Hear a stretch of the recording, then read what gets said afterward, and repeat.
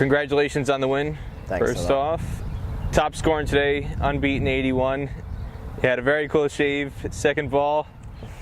How close did you think you were to being run out there?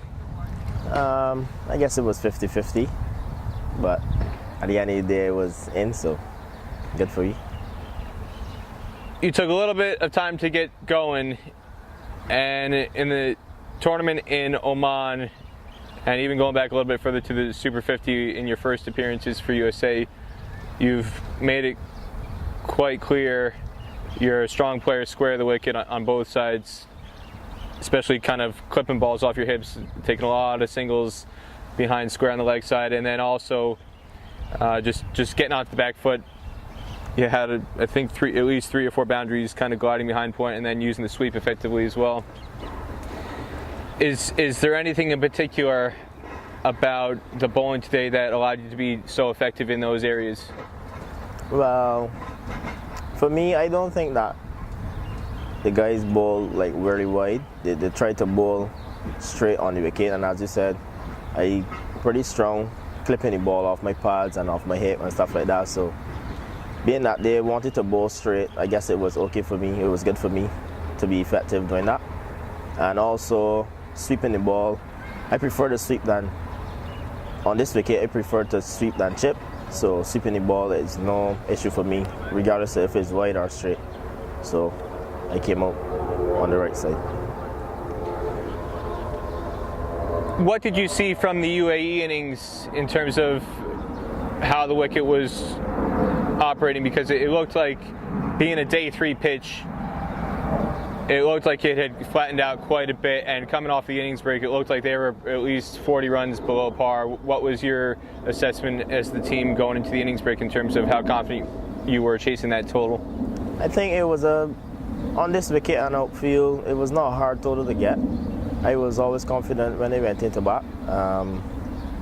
So yeah, the ball was keeping a bit low at times, but it's still a good wicket to bat, so I was confident batting.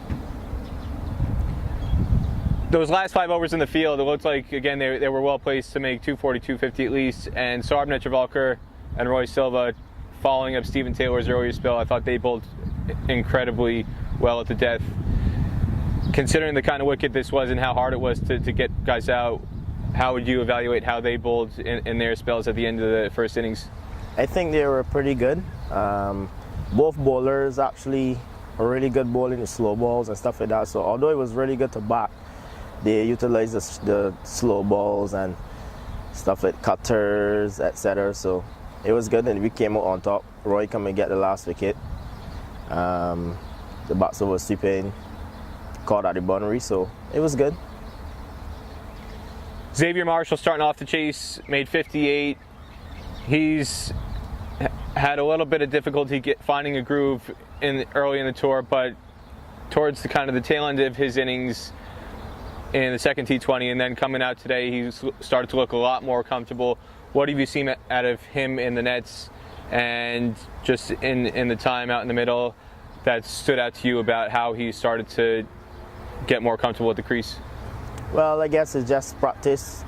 We've been practicing a lot, hitting a lot of balls, doing a lot of throwdowns, a lot of arms, stuff like that. Ball machine. It's just practice, and I wouldn't really come down too hard on him in terms of the 2020 games, because you know how the games go. I don't want to say hit or miss, but it's kind of a little tacky in 2020. But today he had a lot more time to bat, and he came out on top today, so that's good. For you, coming out of the first class season in Barbados, where you play the majority of the matches, going straight into T20 cricket, did you have a bit of a struggle in terms of figuring out what kind of role you were going to play, because you didn't get too many opportunities in the 2 matches, and then being able to, again, readjust to 50 over cricket? How challenging have those aspects of this tour been for you so far? Well, it wasn't bad. I think that me and the coach actually talked about it in terms of 2020. The batting will be flexible. Majority of the guys, like the openers, will go, and then majority of the guys will be padded up. Depending on the situation in the game, somebody will go into bat. So it wasn't bad, and I mean, I play all 3 formats back home, so it wasn't hard for me to adjust to the different formats.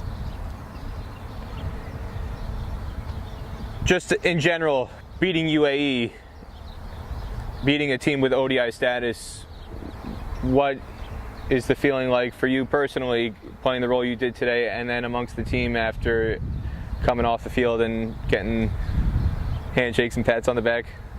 Well, it's always a good feeling when you could beat a team that obviously we know is at a higher ranking than us. They're playing international cricket, so that's a plus for this team. We're actually looking to get ODI status as well, so coming out on top today is a really good feeling for me and the team.